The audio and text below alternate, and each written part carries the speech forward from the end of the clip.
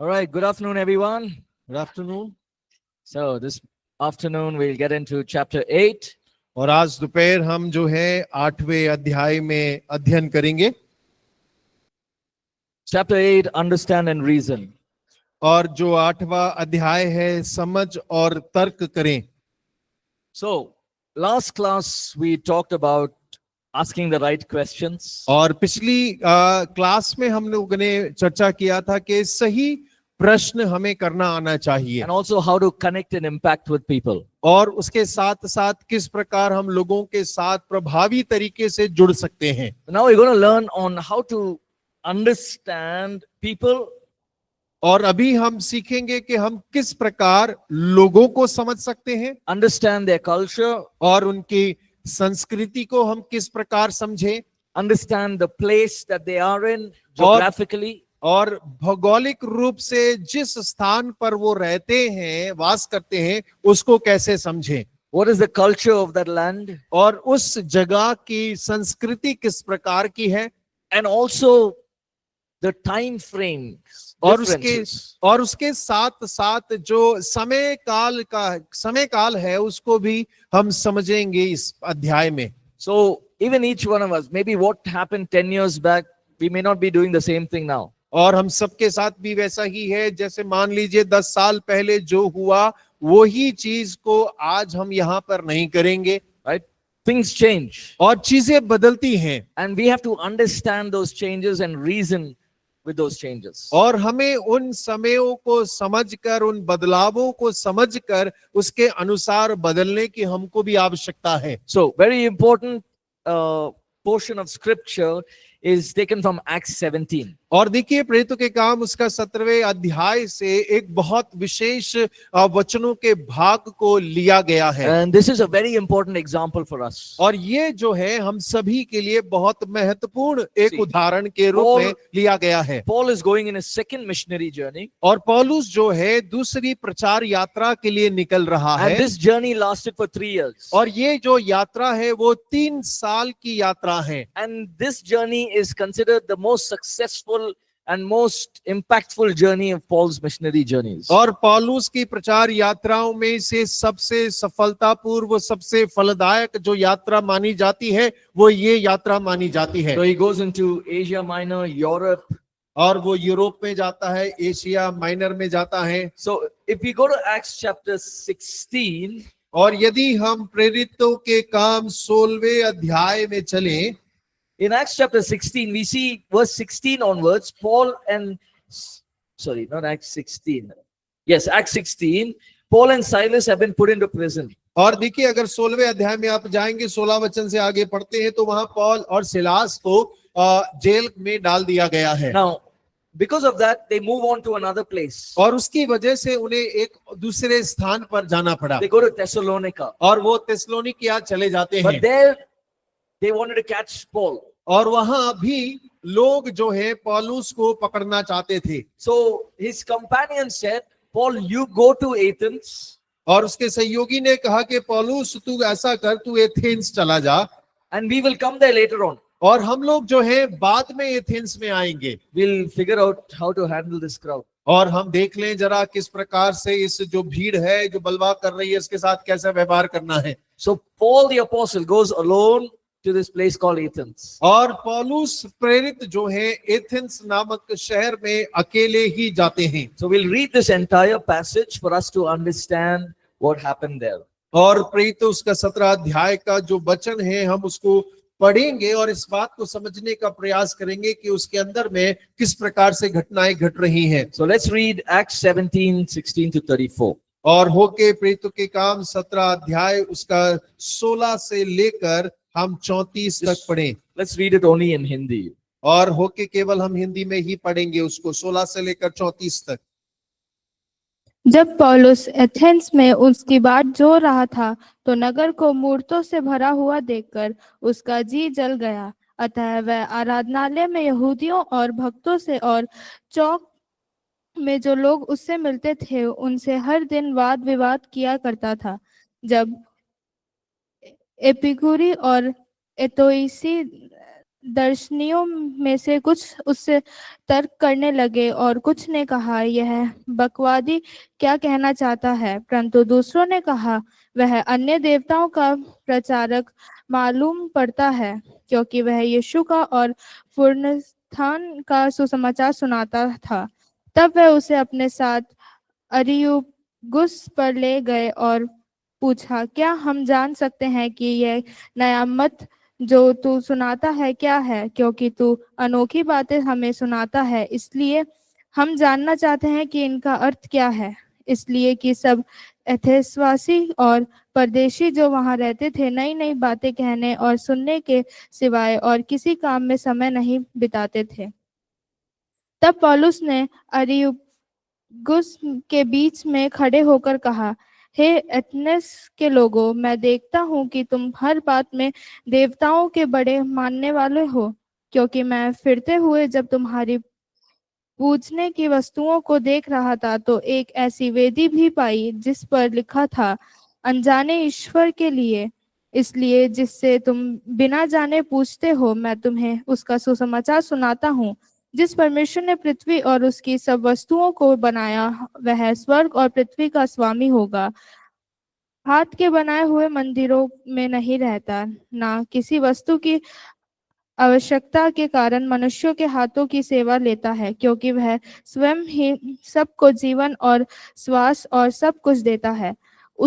उसने एक ही मूल से मनुष्यों की सब जातियों सारी पृथ्वी पर रहने के लिए बनाई है और उनके ठहराए हुए समय और निवास की सीमाओं को इसलिए बांधा है कि वह परमेश्वर को ढूंढे, कचित उसे टटोल कर पाए तो भी वह हम में से किसी से दूर नहीं, क्योंकि हम उसी में जीवित रहते और चलते फिरते और स्थिर रहते हैं। जैसा तुम्हारे कितने कवियों ने भी कहा है, हम तो उसी के वंशज हैं।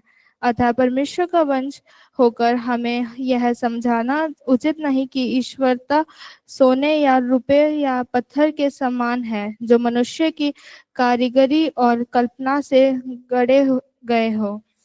इसलिए परमेश्वर ने अज्ञानता के समयों पर ध्यान नहीं दिया, पर अब हर जगह सब मनुष्यों को मन फिराने की आज्ञा देता है, क्योंकि उसने एक दिन ठहराया है जिसमें वह उस मनुष्य के द्वारा धर्म से जगत का न्याय करेगा जिसे उसने ठहराया है, और उसे मरे हुओं में से जिलाकर यह बात सब पर प्रमाणित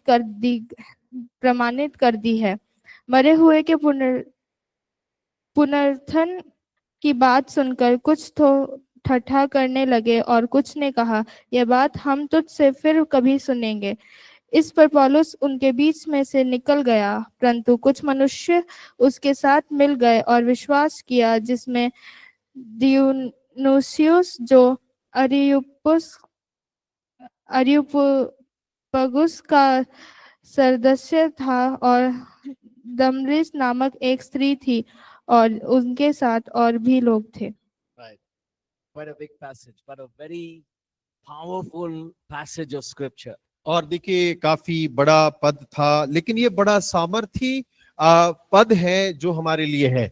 Now, Athens was the capital of Greece. और एथेंस जो है वो ग्रीस राज्य की राजधानी है। And the Greeks were very intellectual people. और जो ग्रीक यूनानी लोग जो हैं वो बहुत बुद्धिजीव लोग हैं। So the Jews, not everyone are intellectual. और जो यहूदी लोग हैं हर एक जन जो है बुद्धिजीव नहीं है। Right? They wanted to see miracles. और वो लोग चमत्कार देखना But चाहते here हैं। the Greeks are different crowd. और लेकिन जो यूनानी लोग हैं वो एकदम अलग भीड़ है।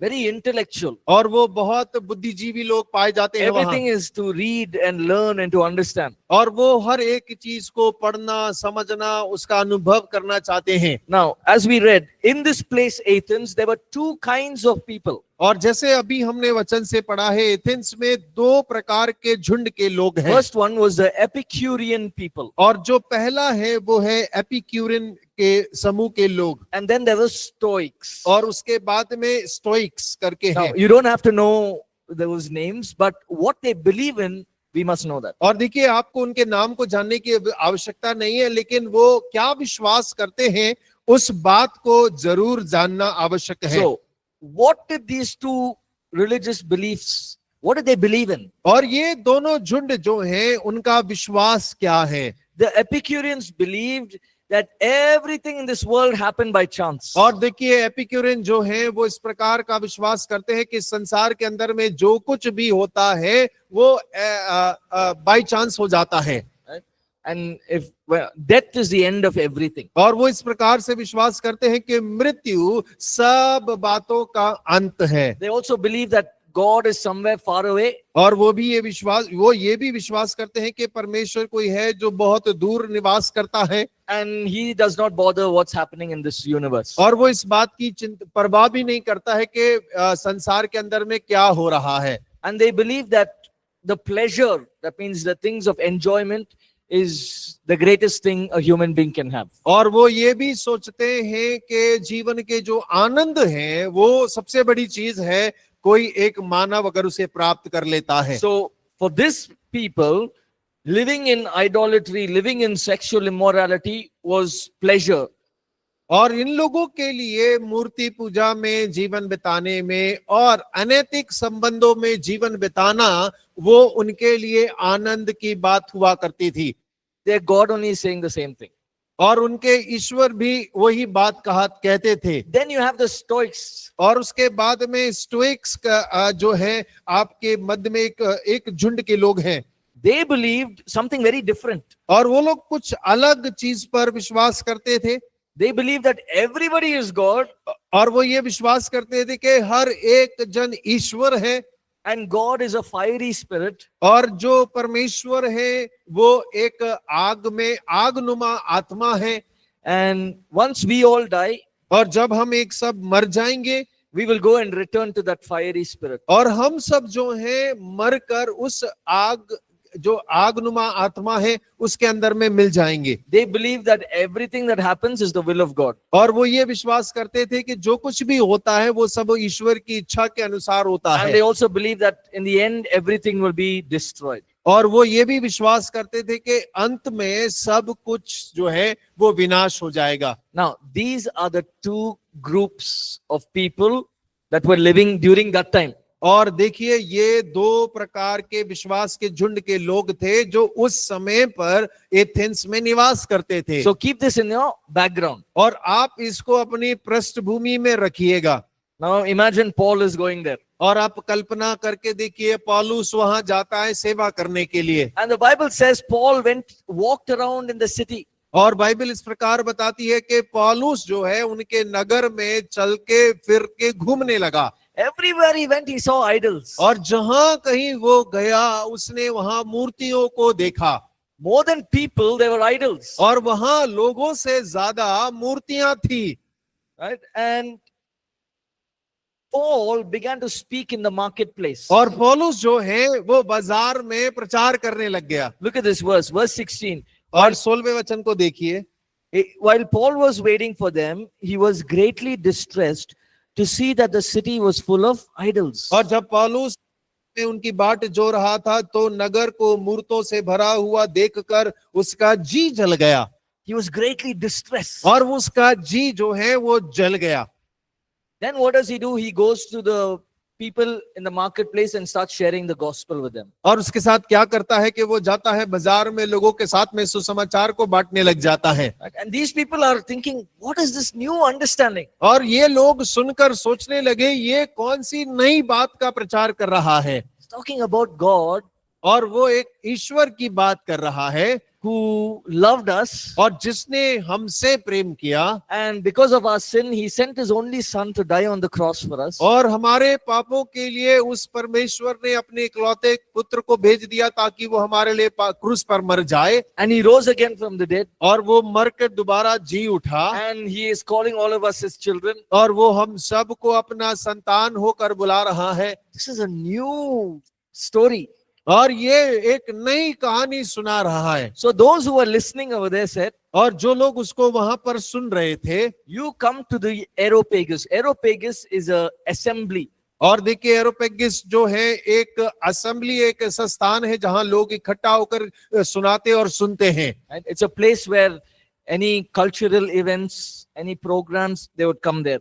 और देखिए वो एक ऐसा स्थान है, अगर कोई भी सांस्कृतिक कार्य अगर हो रहा है, अगर कोई कार्यक्रम हो रहा है, तो वो स्थान पर सब इकट्ठा होकर उसको किया करते थे। It's also a place where, lawyers would judge the people. और वो एक ऐसा स्थान भी था जहां पे वकील लोग या न्यायाधीश लोग किसी का न्याय करते थे। So they told Paul, listen, you're saying something which is very interesting. और उन्होंने पौलुस से कहा, सुन जरा, तू जो बात कह रहा है वो बड़ी रुचिपूर्ण बात है, Sounds very nice. और वो सुनने में तो बहुत अच्छी सुनाई दे रही है। Tomorrow you come to this Areopagus और वो कहते हैं कि कल तू इस एरोपेगिस में आ जाना, and you, same thing what you're sharing, you share over there. और जो तू हमें यहाँ पर सुना रहा है तू सबके सामने वहां पर भी बतलाना।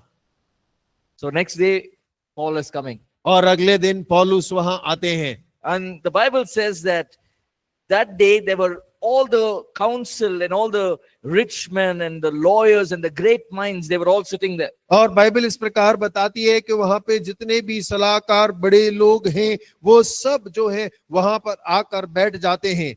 The city council was there. और देखिए शहर के जो न्याय सलाह देने वाले हैं वो लोग वहां पर बैठे होते हैं। They were intellectual people. और वो बड़े बुद्धिमान लोग हैं। They were people who would be over the judicial system. और वो ऐसे लोग हैं जो न्यायालय के ऊपर में अधिकार रखते हैं। They knew about the cultures of the city. और वो शहर की जितनी भी संस्कृति है उसको जानते हैं। Now Paul is standing there and he begins his sermon. और पौलुस वहां खड़े होकर अपने संदेश को वहां पर आरंभ करता है। Look at how he starts off. और देखिए वो किस प्रकार से शुरू कर रहा है। Verse 22. और 22वें पद में He said, men of Athens. और वो कहता है, हे एथेंस के लोगों। Now think of this, okay? और सोचिए जरा, इसकी कल्पना करिएगा। This is not one-on-one. और ये एक एक करके बात नहीं कर रहा है Not वो। 2-3 people sitting. और 2-3 लोग बैठे हैं, ऐसा नहीं है। Here you got the intellectual people. और यहाँ पर बड़े बुद्धिजीव लोग बैठे हैं। Here there are hundreds of people sitting and watching and listening to Apostle Paul. और सैकड़ों लोग पौलुस के सामने बैठे हुए हैं, वो पौलुस को देख भी रहे हैं और सुन भी रहे हैं। He says, men of Athens. और वो कहता है, एथेंस के लोगों, I see that you are very religious. और मैं देखता हूं कि आप बड़े धार्मिक किस्म के लोग हैं। Very good way to start. और देखिए बहुत अच्छे तरीका है आरंभ करने का। He didn't say, when I came here, I saw only devils everywhere. और उसने ऐसा नहीं कहा, जब यहाँ आया तो केवल शैतान ही देखे मैंने यहाँ बैठे हुए। All different kinds of devils. और सारे अलग अलग प्रकार के शैतानों को देखा। You are all foolish. और तुम सारे के सारे बेवकूफ हो। He didn't say that. उसने ऐसा नहीं कहा। What did he say? उसने क्या कहा?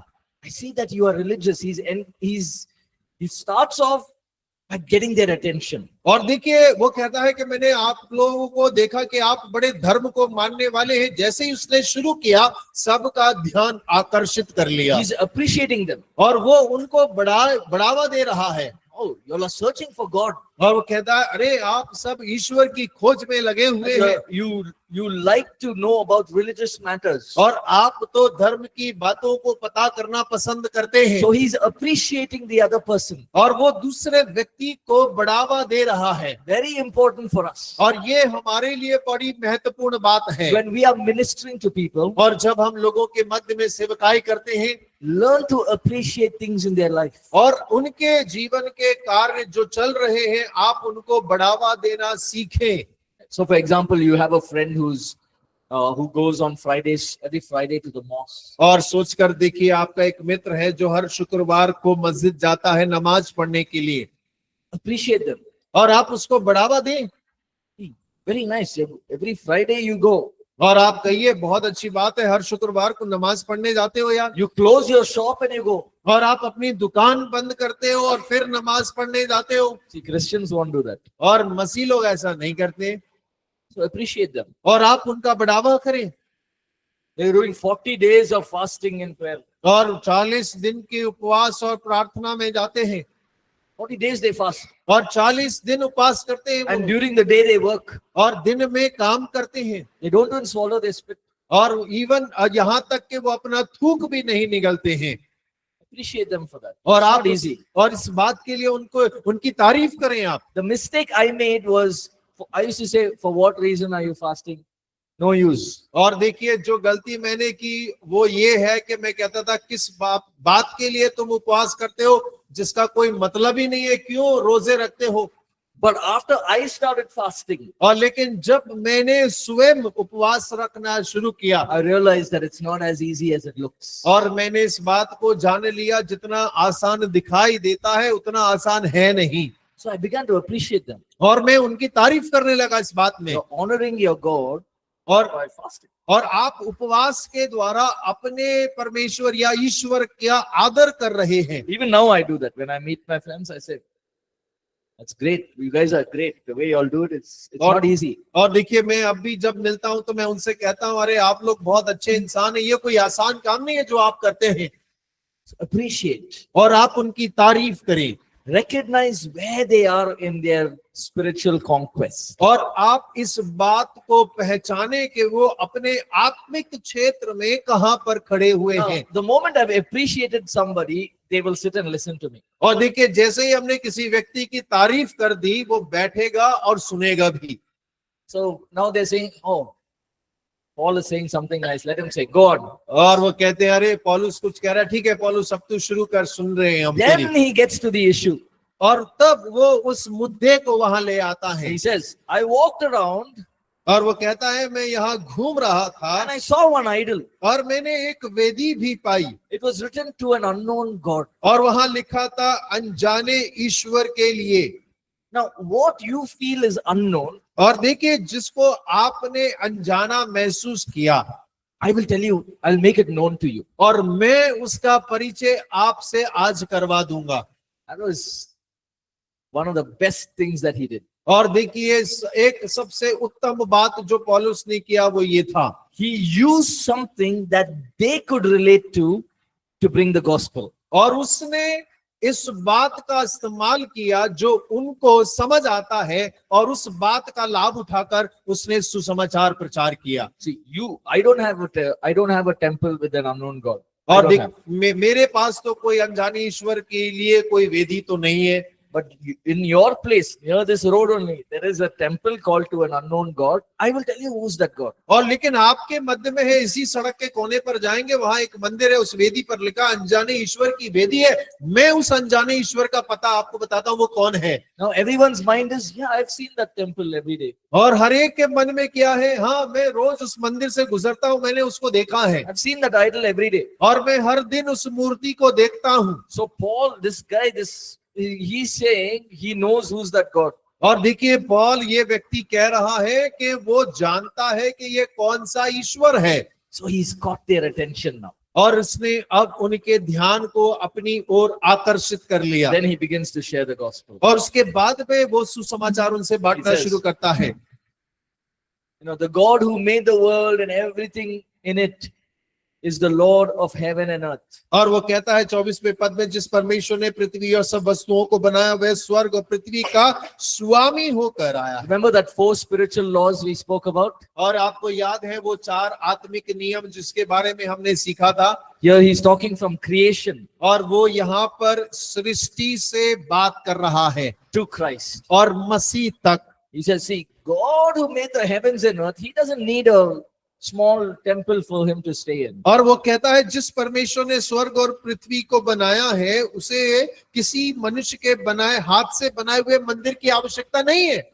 He doesn't need to be served by human hands. और उसे किसी मनुष्य के हाथों से सेवा लेने की भी आवश्यकता नहीं है। Because he himself gives life to all of us. और क्योंकि वो ही है जो हम सबको श्वास देता है। And then he goes on, he says, from one man he made every nation of men. और फिर वो कहता है कि उसने एक ही मूल से मनुष्यों की सब जातियां सारी पृथ्वी पर रहने के लिए बनाई है। So he's continuing the gospel. और देखिए वो सुसमाचार आगे बोल रहा है। Sin came into this world और संसार में पाप आ गया and we all, fell into sin. और हम सब पाप में गिर गए। Then he brings a very important point. और उसके बाद में एक महत्वपूर्ण बिंदु को वो वहां पर लेकर आता Verse है 28. और 28वें पद में लिखा है, Can we read that in Hindi? और हम उसको पढ़ सकते हैं 28 को हिंदी में। क्योंकि हम उसी में जीवित रहते और चलते फिरते और स्थिर रहते हैं, जैसा तुम्हारे कितने कवियों ने भी कहा है, हम तो उसी के वंशज हैं। This is another important point that Paul did. और देखिए ये एक और महत्वपूर्ण बिंदु है जिसको पौलुस जो है लेकर आता है। He says, one of your own prophets have written, और वो कहता है कि तुम्हारे कवियों में से एक कवि ने ये कहा है that we are his offsprings. कि हम तो उसी के वंशज हैं। Your poet has written, not my poet. और वो कह रहा है कि तुम्हारे कवियों में से एक ने लिखा है, मेरे कवि ने नहीं लिखा है। So now they already know, right? These people are intellectual. और देखिए ये लोग जो हैं बुद्धिमान लोग हैं, अब तक तो वो उसकी बात को समझ रहे हैं। So why is this important? और क्यों ये महत्वपूर्ण है? Because you're letting the other person know, hey, I'm not just sharing with you, but I took some effort to learn about your faith. और देखिए हम तो हैं, दूसरे जो सुन रहा है उसको इस बात को बतलाने का प्रयास कर रहे हैं कि मैं केवल तुझे सुनाने के लिए नहीं, लेकिन जिस बात पर तू विश्वास करता है उसको मैंने भी थोड़ा सा मेहनत करके सीख कर आया हूं। So the apostle Paul was a learned man. और पौलुस प्रेरित जो हैं वो सीखने वाले व्यक्ति हैं। So maybe he had learned about this maybe a day before or maybe years back. और हो सकता है कि एक दिन पहले भी वो उसने पढ़कर आया होगा या कई सालों पहले उसने सीखा और पढ़ा हो सकता है। But he quotes a poem that they have written. और लेकिन वो एक कवि का इस्तेमाल करता है जो उनका ही है। Your poet wrote that we are his offspring. कि आपके कवि ने लिखा है कि हम उसके ही वंशज हैं।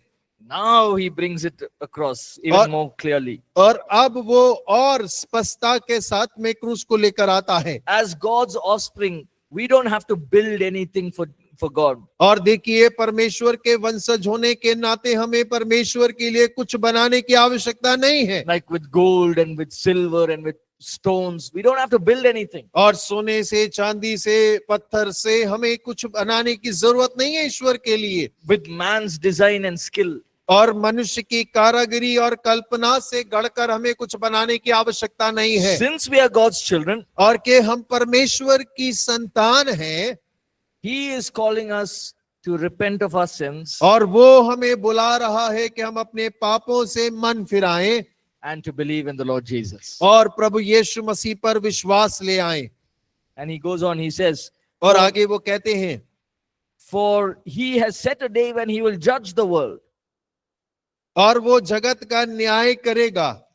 He with justice, he has given proof of this to all by raising him from the dead. और उसे मरे हुओं में से जिलाकर यह बात सब पर प्रमाणित कर दी है। Now think of this. और सोचिए इस बात के लिए। Firstly, he appreciated them. और सबसे पहले वो उन लोगों की तारीफ करता है उनके लिए। Then he used something that was already there. और वो उस चीज का इस्तेमाल करता है जो पहले से उनके बीच में मौजूद थी। Then he used a poem which they had written. और उसके बाद में वो एक ऐसी कविता का इस्तेमाल करता है जो उनके ही कवि ने लिखा है। Then he's sharing the gospel and saying, now we cannot live with ignorance. और देखिए उसके बाद वो सुसमाचार बांटता और कहता है अब हम अज्ञानता में नहीं जी सकते। How do we know? और हमें कैसे पता है? Because Jesus rose again from the dead. और क्योंकि यीशु मसीह मुर्दों से जी उठा है। Now both the Epicurean and Stoics, they don't believe in resurrection of the dead. और देखिए एपिक्यूरियन और स्टोइक्स जो हैं दोनों पुनरुत्थान पर विश्वास नहीं करते हैं। How can, when somebody dies, they'll go and join the big fire. और जब कोई मर जाता है वो जाकर उस बड़ी आग की आत्मा में मिल जाता है। Or if somebody dies, it's the end for them, no more. और या तो कोई मर जाता है वो समाप्त हो गया, अंत हो गया, अब कोई चारा नहीं है। Now who's this person? He's saying that, God raised him from the dead. और ये व्यक्ति कौन है जो कह रहा है कि परमेश्वर ने उसे मुर्दों से जिंदा कर दिया? But look at the outcome of this message. और लेकिन इस संदेश का परिणाम देखिए क्या निकलता है। Some of them mocked him. और कुछ लोग उसका मजाक उड़ाने लगे। Do we get mocked? और क्या हमारा मजाक उड़ाया जाता है? Same thing happened to Apostle Paul also. और देखिए वैसा ही प्रेरित पौलुस के साथ में भी हो रहा है। When they heard about the resurrection of the dead, they sneered at him. और मरे हुए के पुनरुत्थान की बात सुनकर कुछ तो ठट्टा करने लगे। So first one is some criticize, you are talking rubbish. और देखिए कुछ वहां दोष लगाया जा रहा है, अरे तू तो बकवास बात कर रहा है। Intellectually doesn't make sense. और देखिए बुद्धि के अनुसार कोई मतलब की बात नहीं है जो तू कह रहा है। Then there was another group of people. और उसके बाद में एक और झुंड था, झुंड के लोग थे। They said, okay, Paul, you tell us some more. We want to understand some more. Tell us और more. वो कहते हैं कि पौलुस हम इसको और थोड़ा समझना चाहते हैं, इसके बारे में थोड़ा और बता। Then there was one more group of people और वहां पर एक और झुंड के लोग थे who believed in the gospel and gave their life to Christ. और जिन्होंने सुसमाचार पर विश्वास किया और अपने जीवन को मसीह यीशु को सौंप दिया। Look at this, verse 34. A और- few men became followers of Paul and believed. और देखिए 34 वचन में लिखा है, परंतु कुछ मनुष्य उसके साथ मिल गए और विश्वास किया। Now, I have a question. मेरे पास अभी एक प्रश्न है, Did Paul share about how he was before? क्या पौलुस ने इस बात का जिक्र बात की कि वो पहले कैसा था? Did he say, I was a commander before?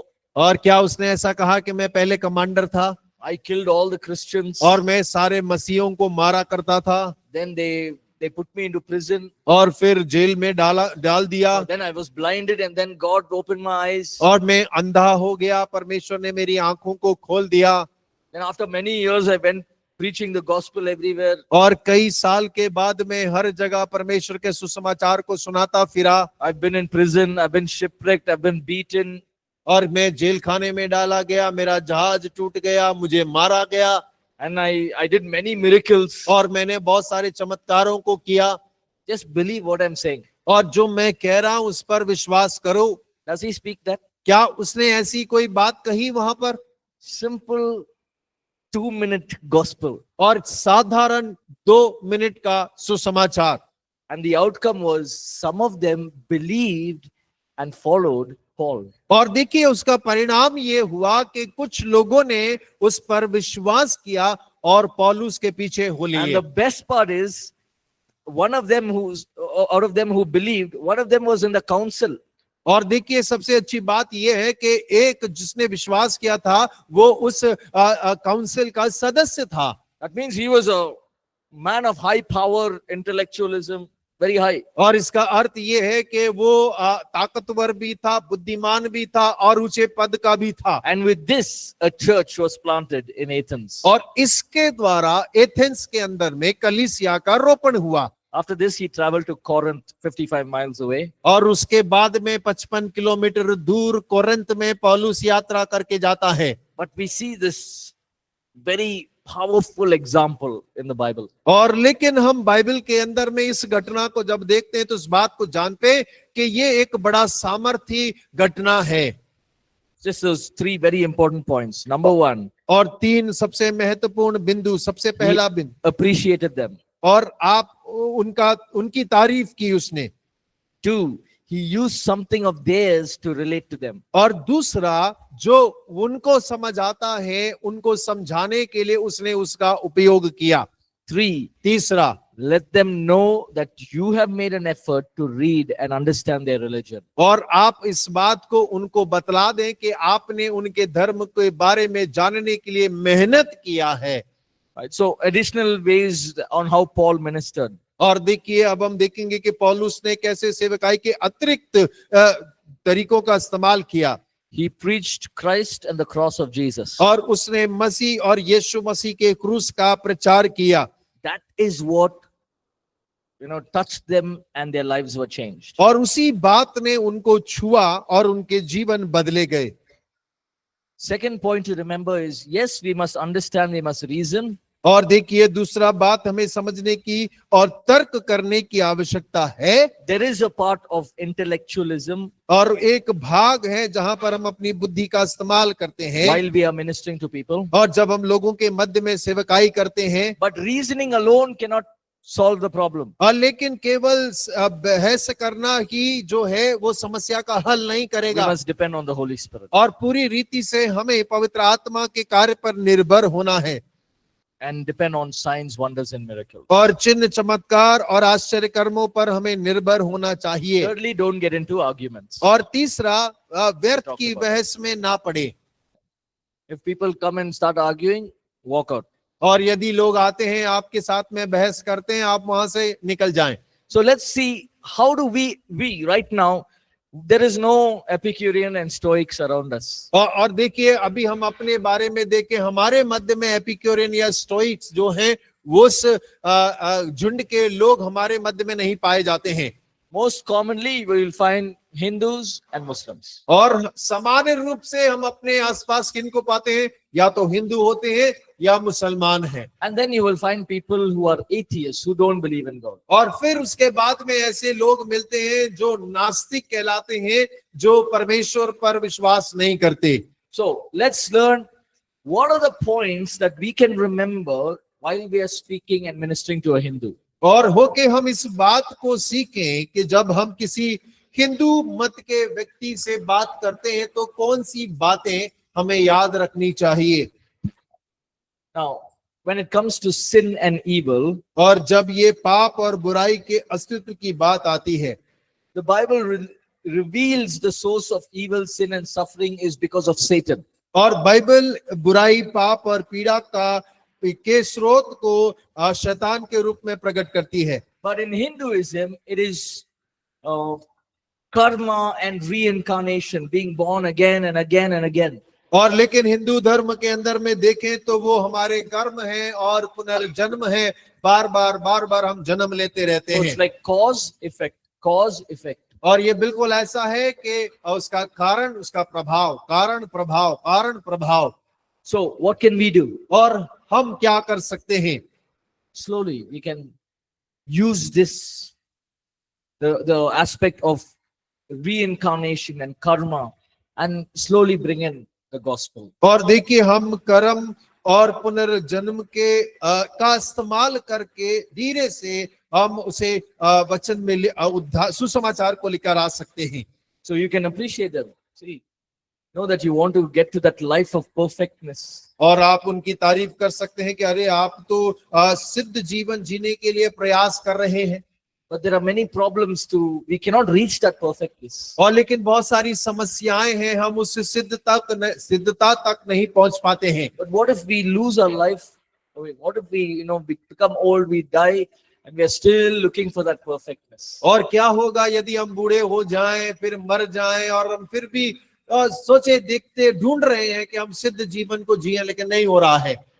Use something they can relate to. और आप ऐसी बातों को करें जो वो लोग समझ सकें। So ask them, what does it mean to dip in the river Ganges? What happens? और आप उनसे पूछिए कि गंगा नदी के अंदर डुबकी मारने का अर्थ क्या है, क्या हो जाता है उससे। Now you may know it, और हो सकता है कि आप जानते होंगे, but find out what happens. और आप पता करिए होता क्या है। Right? There was this one time I was in Varanasi, 2012. और देखिए, एक समय मैं वाराणसी गया था, And we went to the river Ganga, और हम लोग गंगा नदी में गए, and we went as a team. और हम लोग एक टीम के साथ में वहां गए थे, They wanted to go in the boat, और वो लोग नाव में सैर करना चाहते थे। but then I was looking at everything that's happening. और मैं हर एक चीज जो वहां पर हो रही थी उसको देख रहा था। The spirit gets so worried and it's so painful to see all that was happening. और जो कुछ वहां पर हो रहा था, उन सारी चीजों को देखकर मेरी आत्मा में बहुत दुख उत्पन्न हुआ। And I remember just standing, and there was a family who was burning their body of one of their family members. और मैंने देखा कि जब मैं वहां खड़ा था, वहीं पर पास में एक परिवार था जो अपने एक सदस्य की चिता को आग लगाए थे। They were crying and they were weeping, और वो लोग रो रहे थे, आंसू बहा रहे थे, but there was no hope in their eyes. और उनके जीवन के अंदर में कोई आशा नहीं थी। I wanted to like really go and speak to them. और मैं सच में उनके पास जाकर उनसे बात करना चाहता था। And I remember, we were given instructions not to share the gospel there. और हमें ये निर्देश दिए गए थे कि हमें वहां पर किसी के साथ सुसमाचार नहीं बांटना है, Especially for me. और विशेषकर मुझे तो दिया गया था। So then we all went in that boat.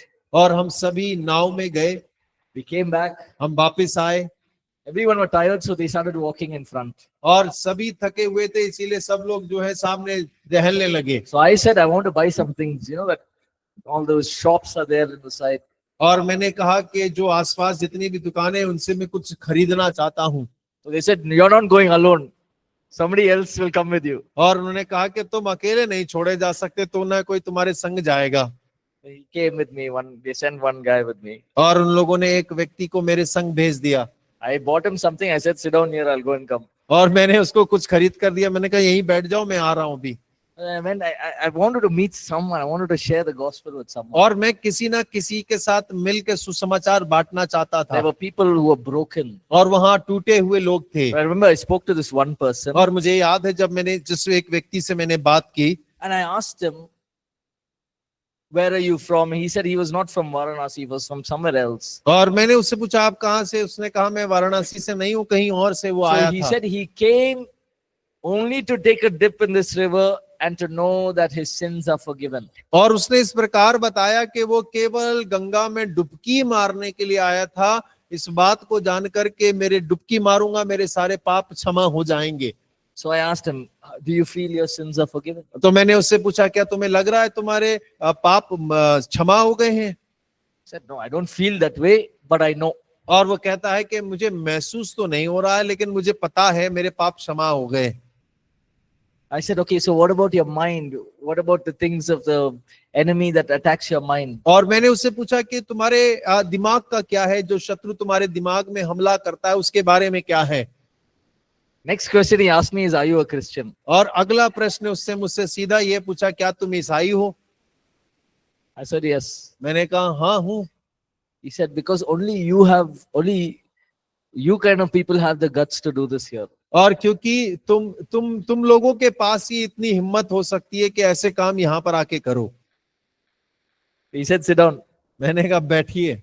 We both sat and we spoke. और हम दोनों ने बैठे और बातें की। And it was a normal conversation. और एक साधारण सी वार्तालाप थी। But I let him know that I studied everything that you're following. I've studied it. और देखिए मैंने उसको उस बातचीत के अंदर में इस बात को ज्ञात करा दिया कि जो भी आप मानते हैं, जो भी करते हैं, मैंने इसका अध्ययन किया है और मैं इसके बारे में जानता हूं। I took down his phone number. मैंने उसका फोन नंबर लिया। I kept in touch with him. और मैं उससे बातचीत करता रहा। But he stopped picking up my call after that. लेकिन कुछ समय के बाद उसने मेरा फोन उठाना बंद कर दिया। The point is, even in the most hostile environments, और बिंदु ये है कि बहुत खतरनाक स्थान के मध्य में भी we can, use these and bring the gospel. और हम इनका उपयोग करके सुसमाचार को लोगों के मध्य में बांट सकते हैं। Then you can talk about forgiveness. और उसके बाद आप क्षमा के बारे में बात कर सकते हैं। Now, in Hinduism, forgiveness is only by works. और देखिए हिंदू धर्म के अंदर में क्षमा जो है वो केवल कामों के द्वारा ही मिलती है। But in Christianity, it is by grace through faith. और लेकिन मसीहत में वो विश्वास के द्वारा अनुग्रह से प्राप्त होती है। Then you can talk about Christ contrasted to the many avatars of the different Hindu gods. और उसके बाद में आप बात कर सकते हैं कि मसीह जो है बाकी के हिंदू देवी देवताओं के वो विपरीत है, उनसे अलग है। How he is unique, he is perfect, he is sinless, he defeated death, he overcame death. और वो कैसे अद्वितीय है, पाप रहित है, सिद्ध है, एकमात्र और परमेश्वर का पर्याप्त प्रकाशन है, वो सिद्ध परमेश्वर है। Right? Now, even in Hinduism, there are many gods or proclaimed people who say that sins can be dealt with, but it's only through works. और देखिए, अगर हिंदू धर्म के अंदर में देखेंगे तो बहुत सारे ईश्वर इस प्रकार से कहते हैं कि हाँ, क्षमा मिल सकती है, लेकिन वो केवल कार्यों के द्वारा ही संभव है। And so the gods in Hinduism have many avatars. और जो हिंदू धर्म के अंदर में ईश्वर हैं, उनके बहुत सारे अवतार होते हैं। So they there are some religions where they want to be enlightened. और बहुत सारे धर्म के अंदर में ऐसा है कि वो एक प्रकाशन प्राप्त करते हैं। In Buddhism, they do all these meditations so that one day they will be free from sin. और बुद्धिज्म में देखेंगे तो वो लोग इतना ज्यादा मनन करते हैं इस बात को सोच के कि एक दिन वो इस पाप से मुक्त हो जाएंगे। So you can show the difference. There is never going to be a day I'll be free from sin. और आप भिन्नता को दिखा सकते हैं कि ऐसा दिन कभी नहीं आने वाला कि आप पाप से पूरी तरह से मुक्त हो जाएं। But through the cross, लेकिन क्रूस के द्वारा we have forgiveness of sins. और हमारे पास पापों की क्षमा है। The curse of sin is broken. और पाप का श्राप जो है वो क्रूस के द्वारा तोड़ दिया गया है। Then you can talk about Christ's power to transform a person. और तब आप बात कर सकते हैं कि एक व्यक्ति के रूपांतरण के लिए मसीह के अंदर में सामर्थ्य है। You don't have to sit in the mountain alone to find transformation or peace. और हमें अकेले पर्वत पर जाकर तपस्या करने की जरूरत नहीं है कि हम कोई शांति प्राप्त करें या हमारा रूपांतरण हो जाए। It is Christ's power, the Holy Spirit can transform our lives. और ये मसीह का सामर्थ्य है, पवित्र आत्मा है जो हमारे जीवन का रूपांतरण कर सकता है, बदलाव कर सकता है। Now, I'm not saying it's going to happen as easy as it is, but the Holy Spirit can use you to touch and impact lives. और देखिए, मैं इस बात को यूं नहीं कह रहा हूं कि ये जैसा मैं कह रहा हूं उतना आसान होने वाला है, लेकिन हाँ, परमेश्वर का आत्मा, परमेश्वर जो है आपको इस्तेमाल कर सकता है किसी के भी जीवन के अंदर में बदलाव लाने के लिए, रूपांतरण लाने के लिए। So what about Islam, Muslims? और इस्लाम का क्या है, मुसलमान लोगों का क्या है? See, there are different kinds of Muslims, so we need to know that. और हमें ये भी पता होना चाहिए ये कौन से वाले मुसलमान हैं, क्योंकि मुसलमान में भी अलग अलग हैं। There's the Shia Muslims, the Sunni Muslims. और शिया है, सुन्नी है। So if you have the urge or the interest, or you have Muslim friends, you will have to read and understand it. और देखिए, यदि आपके अंदर बोझ है, रुचि है, यदि आपके मुसलमान मित्र हैं, तो आपको उनके बारे में अध्ययन करने की आवश्यकता पड़ेगी, To understand their point of view. और वो किस दृष्टिकोण से विश्वास करते हैं या समझते हैं, उस बात को समझने के लिए। Establish friendships. और आप उनके साथ में मित्रता को स्थापित करें। So what can we talk about here? और हम यहाँ पर क्या बात कर सकते हैं?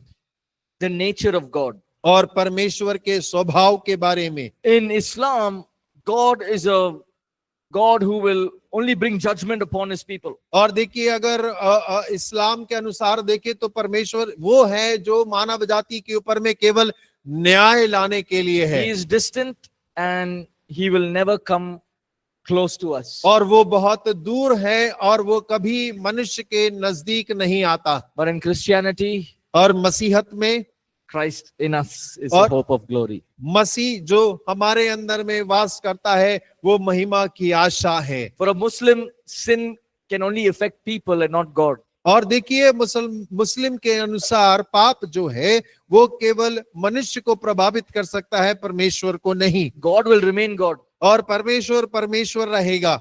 But in Christianity, when we sin, we affect our relationship with God. और लेकिन मसीहत में हम देखते हैं कि जब हम पाप करते हैं, हमारा रिश्ता जो परमेश्वर के साथ है, हम उसको प्रभावित करते हैं। What about forgiveness? और पाप की क्षमा के बारे में क्या A है? Muslim understands that if they go to Hajj, they go to a pilgrimage, they will find forgiveness. और मुसलमान इस प्रकार से विश्वास करते हैं, जब वो हज के लिए जाएंगे या अपनी तीर्थ यात्रा के लिए जाएंगे, तब वो लोग उसको पाएंगे। Can I take 5 minutes and just finish this? क्या 5 मिनट और ले सकते हैं? Okay. So the Muslims believe that if I do a blood sacrifice like Abraham did, sins will be forgiven. और मुसलमान इस प्रकार सोचते हैं कि यदि जैसा अब्राहम ने किया, मैं भी अगर कुर्बानी दूंगा तो मेरे पाप क्षमा हो जाएंगे। Abraham took Isaac up the mountain to sacrifice. और अब्राहम ने इसहाक को पर्वत पर ले गया कि वो इसहाक को बलि चढ़ाए। But anyone know what the Muslims believe? और आप जानते हैं कोई जानता है कि मुसलमान क्या विश्वास करते हैं? Ishmael?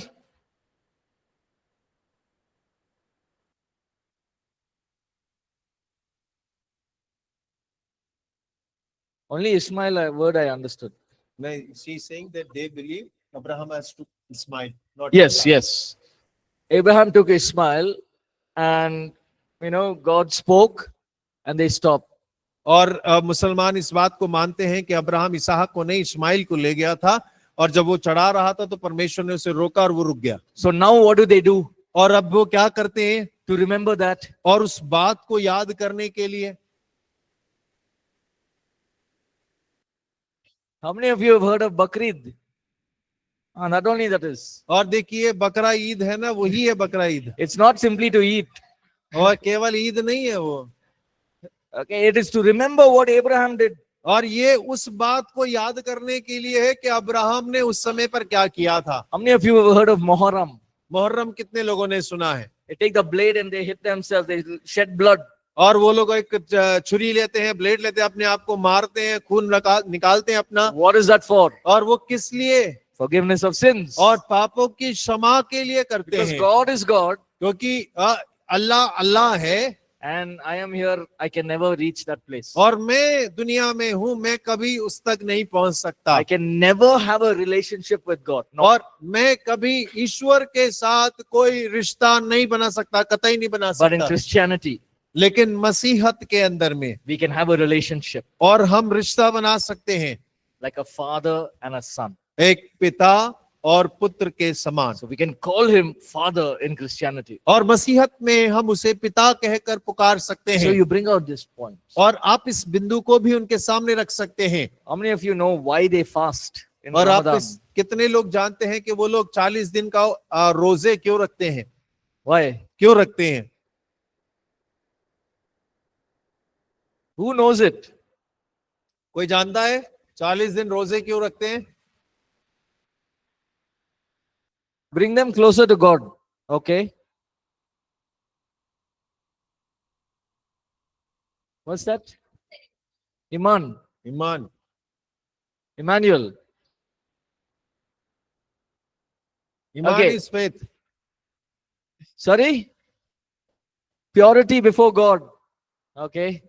See, that's why we must understand, okay, why are they fasting? और हमें समझना चाहिए कि वो रोजे क्यों रखते They are हैं, fasting because Hagar went into that desert और वो इस वजह से रोजे रखते हैं क्योंकि हगार जो अब्राहम ने उसे भेज दिया था मरुभूमि में, with no food, no water. और बिना खाने के, बिना पानी के, And there in the desert, an angel came और वहां उस रेगिस्तान में एक स्वर्गदूत आता है and said, I will bless your child. और वो कहता है कि मैं तेरे बेटे को आशीष करूंगा।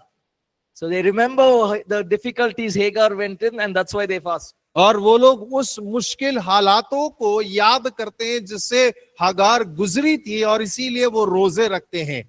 So we must understand before we, और तो इसीलिए हमें पहले समझना है कि इससे पहले कि हम उनको सुसमाचार सुनाएं। okay, fatherhood of God, again we spoke about that, a relationship with the father. और देखिए हमने पिता, परमेश्वर के पिता स्वभाव या हमारे रिश्ते के बारे में हमने अभी बात की है। Then we talk about the life lived. और उसके बाद में वो जीवन जो जिया गया उसके बारे में बात A करते हैं। Christian life is a life of faith, a life of love, written by God, led by the Holy Spirit. और देखिए जो मसीह जीवन जो है, विश्वास का जीवन, प्रेम से चलने वाला जीवन और परमेश्वर के वचन के आधार पर चलने वाला जीवन है। Islam is a religion that is dominating. और इस्लाम एक ऐसा धर्म है जो दूसरों पे जोर जबरदस्ती डालने वाला है, Legalistic. और जो कानूनी या राय या व्याख्या के आधार पे करता है काम। You know, there are many things that I've read in the Quran. One of the things is, it says go and kill. और देखिए कुरान में एक और कई सारी बातें हैं, लेकिन एक बात को पढ़ा है जो कहते हैं जाओ और मारो। And it says, women are worse than dogs. और वो कुरान इस प्रकार कहती है कि स्त्रियां जो हैं कुत्ते से भी बदतर हैं। There are many things that they look at things legalistically. और कई सारी चीजों को वो बहुत ही इस्लामी कानून के आधार पर देखते हैं। They don't believe in love. Love. और वो प्रेम पर विश्वास नहीं करते। They believe in the natural love. Father will love wife, a wife will love your children. That is okay. और देखिए जो शारीरिक और स्वाभाविक प्रेम है पति पत्नी माँ बाप बच्चों का, उस पर वो ठीक है, उस पर विश्वास करते हैं। But they will never understand the God kind of love. और लेकिन वो कभी भी वो ईश्वरीय प्रेम को नहीं समझ पाते, Because that is not there in their scriptures. और क्योंकि वो उनके आयतों में मौजूद नहीं है। But we can bring it out. लेकिन हम उसे लेकर आ सकते We हैं, have the love of Christ. और हमारे पास मसीह का प्रेम है, And the love of Christ can touch many lives. और मसीह का प्रेम कई जीवनों को छू सकता है। Right? So we'll take a break. और We'll हम come ब्रेक back. लेते हैं और ब्रेक के बाद फिर से आएंगे।